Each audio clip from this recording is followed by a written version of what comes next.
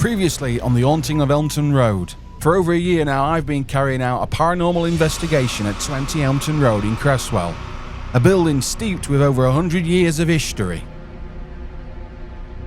After years of claims of the building being haunted, I decided to carry out my own paranormal investigation, investing in professional ghost hunting equipment to see if we can finally make myself a believer after being a skeptic all my life. So far, the investigation has been nothing short but amazing. We've found some incredible things, and lots of questions have been raised with very few answers. The name Tom has become particularly important in this investigation and has come up a few times, not just in our investigation, but one that happened 2 years prior by a local ghost hunting team.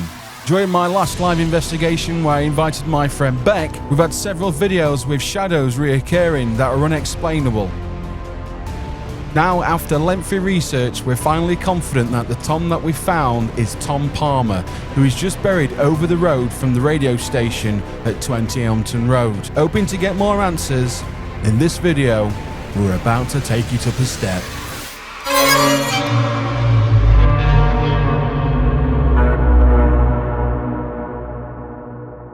I knew it was time to call in support, so I reached out to various psychic mediums, hoping that one of them would come into the building completely blind. This is Wendi Lindsay, a psychic medium, spiritual wellness and artist that I managed to find on Facebook. She also goes by the name of Guiding Senses and has managed to build a bit of a reputation on TikTok. Luckily, I hadn't contacted her on TikTok, I did it on Facebook, so she had absolutely no idea about what I'd been doing. Now, Wendi agreed to come into the building with absolutely no idea of what I'd been up to, what I'd found, or what I was hoping she'd be able to find. Now, the tool Wendi's using here is a spiritual pendulum. She can ask the spirit questions, and if the pendulum spins clockwise, the answer's yes, and if it's anti-clockwise, the answer is no.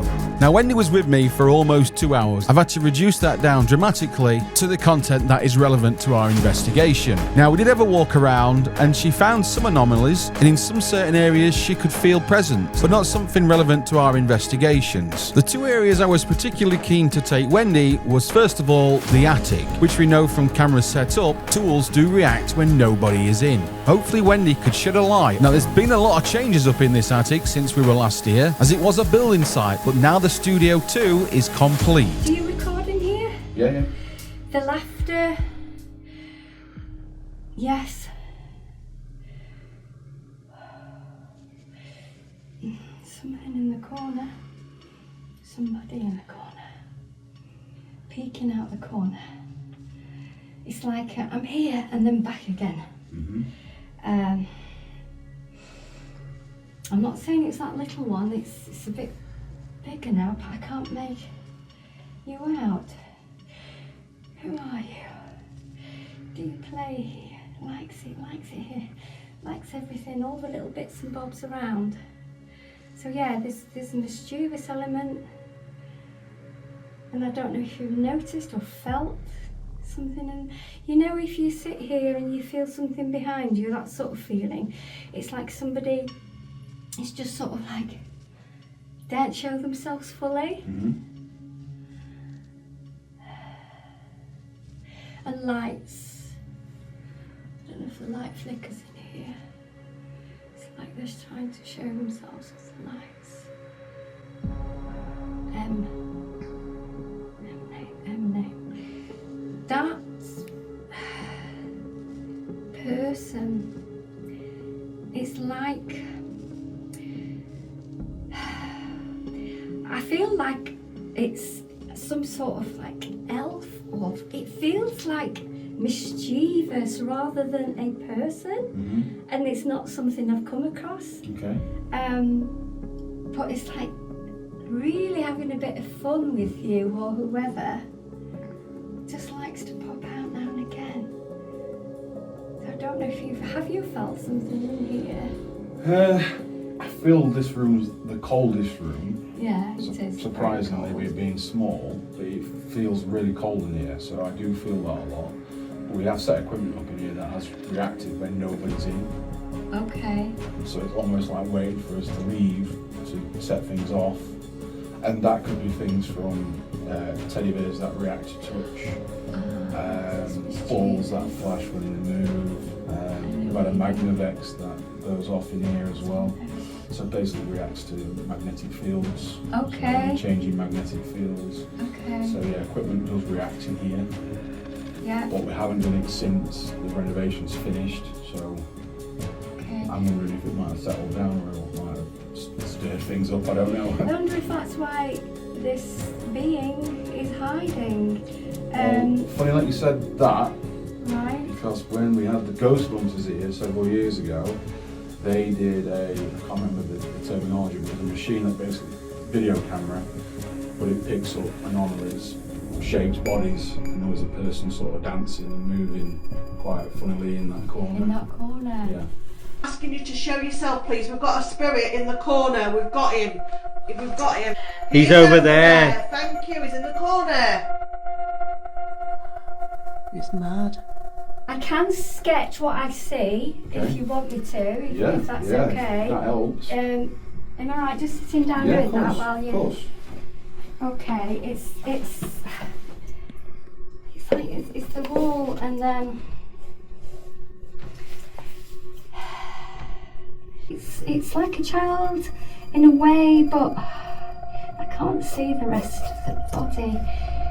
Okay, show me. Whoa. Okay. I have to do that. Doesn't like being shown. It's like not in the light. I'm being able to grey this person out. That's bizarre. So perhaps this doesn't come out fully in the light. It likes the dark. Okay. It's not very good drawing, I know, because it's not human, so I don't really know what it is. Could it be somebody with like a deformity or something like that that's quite embarrassed by it, or... Interesting. Is there a reason, please, why you have decided to hide? Okay. I'm trying to think of a question that's answering yes or no. Did you have some form of deformity? No. Okay. Are you happy here? No. Okay.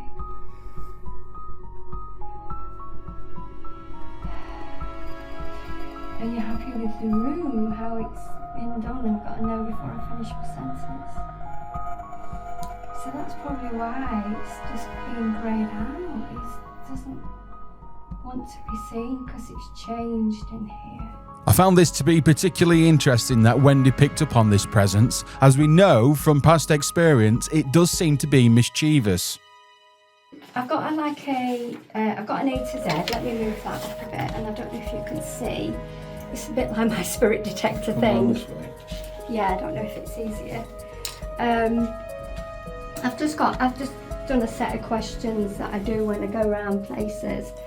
Like year of death, how old are you? I'll not do all of them, but first of all I will ask, because this is numbers, so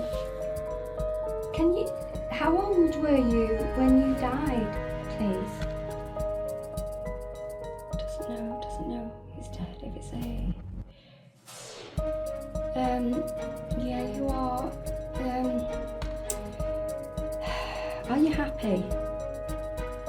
No. Are you attached to anything here? No, so I can't ask what it's attached to. Do you know you're out of your body now?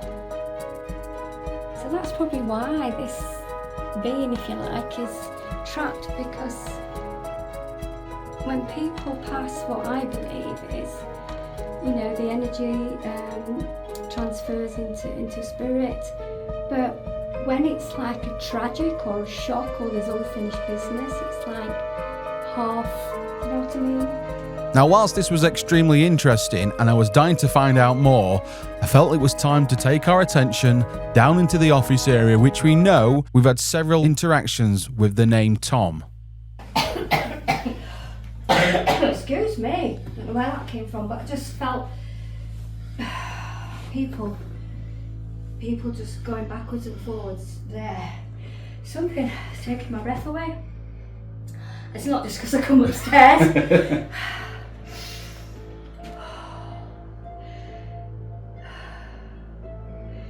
Do things move here? I've never seen things move, but we've set equipment up in here that does react. Okay. So changes in temperature, Oh, really? vibrations,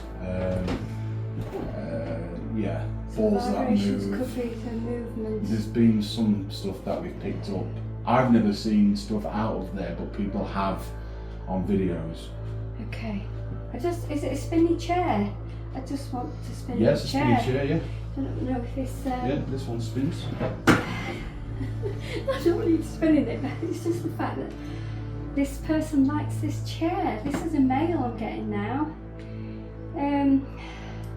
So, am I right in thinking that you like this chair?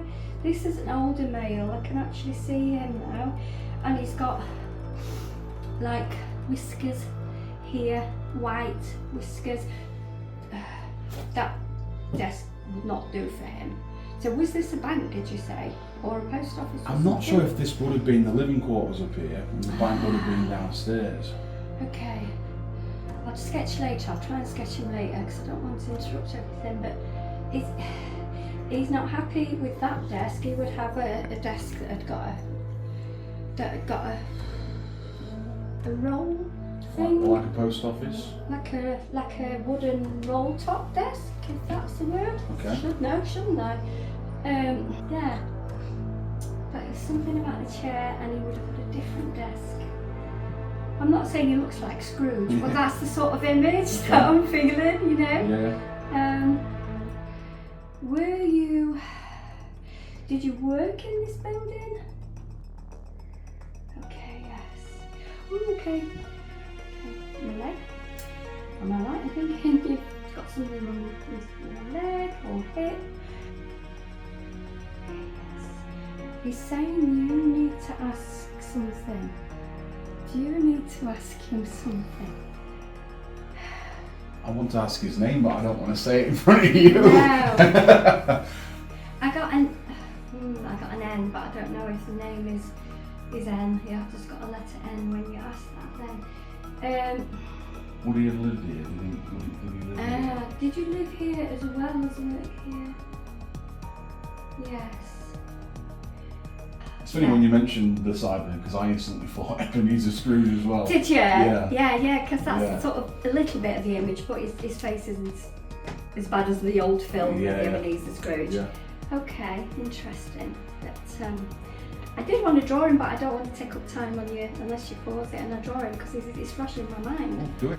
At this point, I'm completely gobsmacked. For the first time, I'm seeing a drawing of a presence. Not somebody I'm familiar with, not somebody I can say I've seen before, but it was extremely interesting. Now, the investigations carried on, but unfortunately nothing tying to the name Tom or Tom Palmer or any relevance to anything we found in our investigations before. It was a surreal experience having Wendy come and have a look around the building, especially picking up on the things that she had. Although we couldn't confirm certain things, we had a face, and for the first time we could see who potentially we might be communicating with.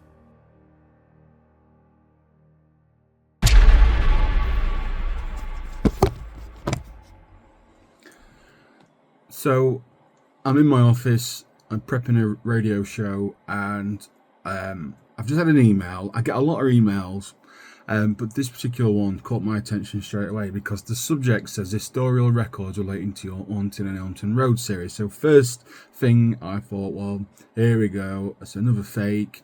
I've had a lot of people saying that they found stuff, none of it sort of relevant. But this one particular email is really taking my interest. I'm just going to read you what it says. So it says, "Dear John, I hope you don't mind me getting in touch out of the blue. My name is James Toland and I work as an archivist at the Derbyshire Record Office." I don't know if I'm saying that right. A few months ago, I stumbled across your video series, The Haunting and Elmton Road, while scrolling through TikTok. I'll admit I initially clicked out of curiosity, but I quickly found myself completely drawn into your investigations. Your attention to detail and the way you document each encounter is genuinely fascinating, even for someone like me who spends most of his time dealing with dusty ledgers and parish registers. Recently, I've been cataloguing a series of 19th and early 20th century records relating to Cresswell and the Elmton area. While going through these, I came across a name that immediately caught my attention: Thomas, known locally according to several accounts simply as Tom or Tom Palmer. The details in these records, including his occupation, address, and a few rather tragic notes about his later years, seem to be a bare striking resemblance to the Tom you've mentioned and detected in your ghost hunts. Given the nature of the files, I wanted to check with you before I shared anything further. Some of what I've uncovered is unsettling and in parts quite personal. It might help provide significant historical context to the activity that you've been recording and possibly explain why Tom still seems to be so connected to that particular stretch of Elmton Road. If you'd like, I can send over copies of the relevant documents and my notes for you to review. I believe they may help you piece together more of the story and perhaps even confirm the identity of the spirit you've been encountering. Would you be comfortable with me sharing what I found? So instantly I'm like, well, yeah, I'm intrigued. I'm hooked. What have you possibly got to send me though? I was dubious when I received the email, but what I was about to get through the post would completely blow my mind. I couldn't find words to express how this would make me feel. Thomas Henry Palmer was a former soldier who served in the British Army during the Anglo-Aro War between 1901 and 1902. His service came to an abrupt end when he was discharged on medical grounds. Contemporary notes in his service file suggest that he struggled with what we would now recognise as post-traumatic stress disorder. Sadly, the records indicate that in the year 1903, at the age of 54, Thomas took his own life. The inquest report at the time described his death as a result of melancholia and ill health following military service. It is clear from the testimony and documentation that his experiences during the war and the difficulties he faced afterwards had a profound and lasting impact on his mental well-being. Although no records show of Thomas residing at 20 Elmton Road, he's clearly trapped here, and this is his gateway to communication.